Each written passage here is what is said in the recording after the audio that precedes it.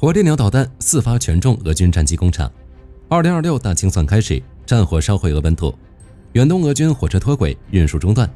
乌克兰反攻红军村西北，清剿躲藏垃圾场的俄军。米格29刺破苍穹，库皮扬斯克夺城战进入倒计时。精彩资讯马上开始。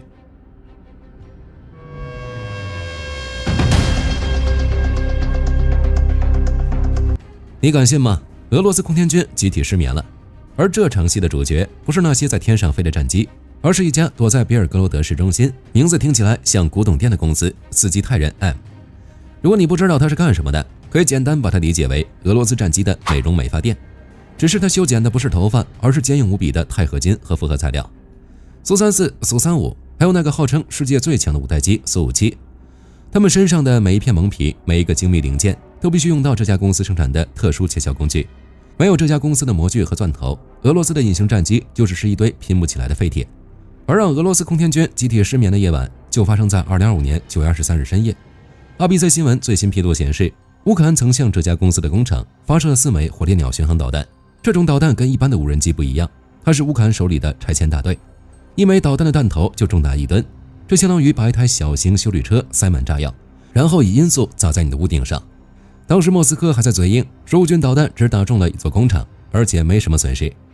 但火力军告诉你，卫星图像是不会撒谎的。最新的高分辨率照片显示，这家公司的4座工厂整整齐齐的全部被点名，原概率误差小于80米。这意味着火烈鸟导弹是极其明确的在俄军的眼皮子底下，把他们的战机生产链给物理切断了。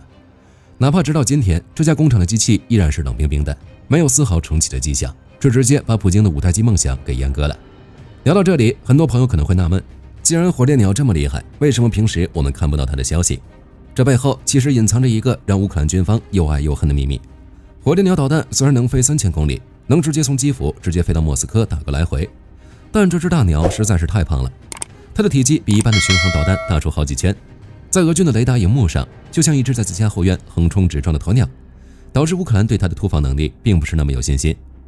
所以我们看到火烈鸟通常只敢在俄罗斯的边境州打闷棍，而不敢深入俄罗斯腹地去挑战那些密集的防空网。再加上这只鸟的心脏喷气发动机产能有限，所以只有在锁定像斯基泰人 M 这种战略级目标时，才会舍得祭出这枚重锤。当然，没有对比就没有伤害。如果说乌克兰的情况是小心翼翼的使用，那俄罗斯简直可以用家徒四壁来形容。最近乌军在检查被击落的俄军 KH-101导弹残骸时，发现了一个惊人的事实。残骸上的出厂日期竟然标注着2026年，这事情火力军之前视频已经报道过，就不再细说。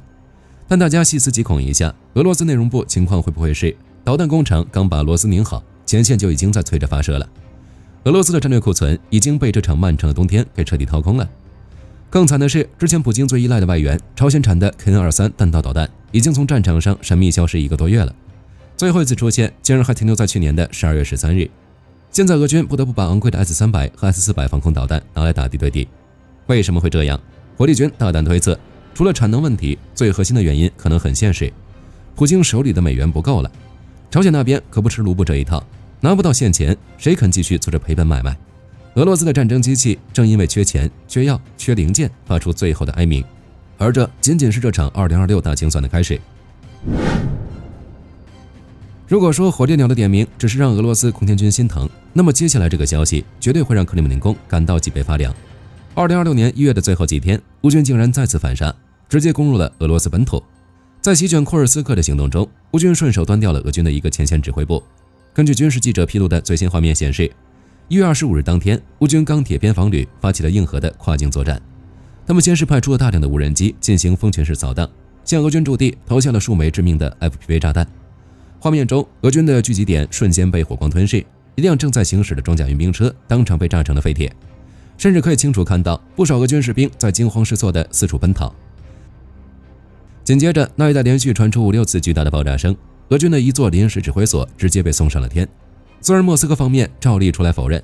坚称本土防线稳如泰山，但这已经是2026年开年以来外界第3次传出乌军打进俄境的消息了。除了库尔斯克，比尔格罗德现在也是乌克兰重点关照的目标。这预示着乌军今年的行动基调，那就是要把战火彻底烧到普京的眼皮子底下。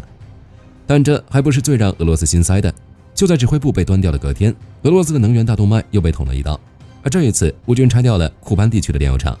根据开源情报技术的最新披露，1月26日深夜，克拉斯达诺尔的天空被无人机的轰鸣声撕碎。乌军的第一个目标就是当地那座巨型炼油厂。附近居民在自家窗户就拍下了这震撼的一幕。画面上，炼油厂上空翻滚着浓稠的黑烟，初步估计有2个10万立方米的储油罐被精确命中。这火势大到连黑夜都被映照成了血红色。搞笑的是，俄罗斯的官方频道又开始演戏了。他们承认遇袭，但坚决否认炼油厂被摧毁，说大火是因为被击落的无人机碎片不小心掉下去导致的。这碎片的威力依旧那么惊人，能精准点燃2个超级油罐。乌克兰这套能源收割战法可能会在2026年越来越疯狂。值得注意的是，就在炼油厂起火的同一时间，万里之外的远东，甚至是北极圈，也都传来了巨响。俄罗斯远东地区，一列正在为前线俄军运送煤炭的货运火车发生了严重的脱轨事故，整16节车厢翻倒在路基下，远东铁路大动脉当场中断。虽然俄方坚称这只是意外，并且已经恢复运营，但外界普遍推测，这很可能是亲乌克兰游击队搞的鬼。毕竟在远东那一带，俄军的火车在开战后总是莫名其妙的脱轨，去年甚至是连大型弹药库都发生了意外殉爆。更诡异的事情则发生在俄罗斯的北极门户莫尔曼斯克，在那里全城停电，停暖气已经进入了第3天，当地正处于罕见的大风雪中，实测温度低到让人怀疑人生。虽然官方说是天气问题导致电网故障，但流出的视频显示，远处的天空升起了耀眼的火球，这让不少人怀疑，难道乌克兰的远程打击已经摸到了北极圈？现在情况还不明，这一消息还未得到验证。在2026年的这个寒冬，俄罗斯的战争机器不仅缺钱缺药，现在连最重要的温度都快保不住了。而在战场前线，俄军基层的脊梁正在被红军村乌军精准切除。让我们把视角拉到红军村的西北工业区。根据图片报的最新消息，乌军第147炮兵旅正在这里上演一场打大炮狙击秀。大家可以想象一下，在白雪皑皑的工业废墟中，俄军的冲锋队正试图利用断壁残垣作为掩护向前推进，但他们没想到头顶上飞来的炮弹竟然长了眼睛。流出的视频画面显示，乌军这一次不再使用普通的覆盖射击，而是祭出了美制 M712 铜斑蛇雷射导引炮弹。这是一款炮弹界的追踪导弹，只要前方的侦察兵用激光束照射目标，这枚导弹就能在几十公里外精准地砸进俄军的窗户里。这样的打击产生的爆炸声此起彼伏，雪地上布满了俄军装甲车燃烧的残骸。俄军的冲锋队被打得怀疑人生，只能狼狈地退出战场，而乌军的突击队随即展开局部反击，夺回了工业区内的多个据点，彻底扎稳了脚跟。但最让人感到黑色幽默的战斗则发生在红军村轴线上的罗金斯克附近，在那里曾经不可一世的俄罗斯士兵竟然躲进了垃圾场。没错，就是垃圾场。当时乌军第7军的特种部队通过无人机发现了一群俄军踪迹，这群士兵试图从郊区潜入城市，但在遭到乌军第一轮火力的迎头痛击后，剩下的残兵败将竟然慌不择路，躲进了一个巨大的垃圾场里寻求庇护。但乌军的清理工作做得非常彻底，无人机配合地面火力，将这些躲在废弃物后的侵略者一一清剿。这场战斗虽然规模不大，但极具象征意义。它告诉全世界，当战场透明度达到极致，当精确导引武器成为标配，任何躲藏都只是延缓死亡的时间罢了。虽然俄罗斯官方从去年就吹牛说拿下了红军村，但现实是交火从未停止，而乌克兰人的反击正让这座城市变成俄军的绞肉机 2.0。 其他战线虽然没有红军村打得火热，但战斗影响依旧巨大，如卢甘斯克就再次陷入了黑暗。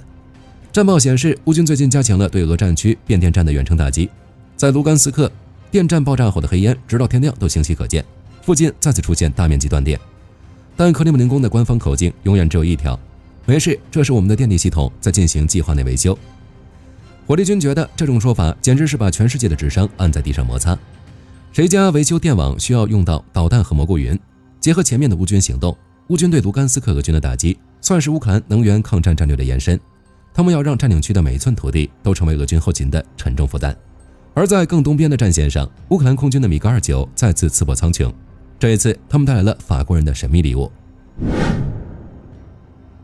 据悉，乌军战机向德罗尼夫卡附近的俄军控制区投下了2枚 GBU-62 制导炸弹，随之而来的是一朵巨大的足以让方圆几公里都感到震动的蘑菇云。这说明乌克兰空军虽然老旧，但北约高科技组件的改装下依然具备致命的杀伤力。更要命的是，法国人最近送来一款名为 Rudo 330的远程无人机，这款流浪者航程高达500公里，能在5000米的高空停留整整5小时。它既是乌军的眼睛，也能随时化身为自杀式导弹，从云端向下俯冲。这意味着乌克兰的侦察与打击半径已经完成对整个战场的立体覆盖。再看看库皮扬斯克方向，乌军发言人特雷胡波夫透露了一个重磅消息：乌军已经接近完成从城市清剿俄军的任务。虽然市中心还有几处俄军据点在垂死挣扎，但乌军已经切断了他们所有的补给线和增援通道。过去1周，俄军试图往城内送一兵一弹，都被乌军死死堵在门外。这场城市夺回战已经进入了最后的倒计时。当然，前线并非处处都是好消息。在康斯坦丁尼夫卡，俄军虽然损失惨重，但依然靠着人海战术在贝列斯托克站稳了脚跟。更阴险的是，他们开始在市内的各个角落进行远程布雷。他们的目标不是阵地，而是进出城市的补给通道，这导致乌军的物流车队面临着前所未有的威胁。这种无差别布雷加上无人机的持续骚扰，让当地的局势变得极度焦灼，是目前战局最复杂的地方。影片讲到这里，大家发现规律了吗？战场的胜负手正在向精准度与资源耐力倾斜。乌克兰有 M72， 有法国的 RUD 330，有正在成熟的哨所网络，而俄罗斯似乎只能在垃圾场里寻找掩护，或者在卫星照片下掩盖工厂的废墟。乌军那些方向成谜的增援部队，到底什么时候会出现在库皮扬斯克？一旦那几个精锐旅正式投入战场，这场大反击的序幕就将彻底拉开。2026年的冬天虽然很冷，但战火却烧得比以往任何时候都要明亮。好了，本期节目到这里就结束了。大家认为火烈鸟的精准点名能不能帮助乌克兰赢得胜利？我是火力军，下期再见。好的，各位观众朋友们，我们频道一直在聊真实的军事资讯和武器装备，后台也经常有朋友问有没有值得推荐的入门级模型。今天就和大家分享一款近期接触到的产品。首先，它的外形还原度做得相当不错，比例准确，武器上的一些关键细节和标识也都有体现。材质也说得过去，拿在手上有不错的分量感。其次，它具备一定的可动性，对于理解基础操作原理有一定帮助，让它不仅是个静态摆件。综合它的做工和可玩性来看，价格确实比较亲民。对于想入门模型收藏，或者单纯想在桌上贴一个摆件的朋友来说，是一个性价比很高的选择。商品链接已经给你们上了，感兴趣的朋友可以自行了解。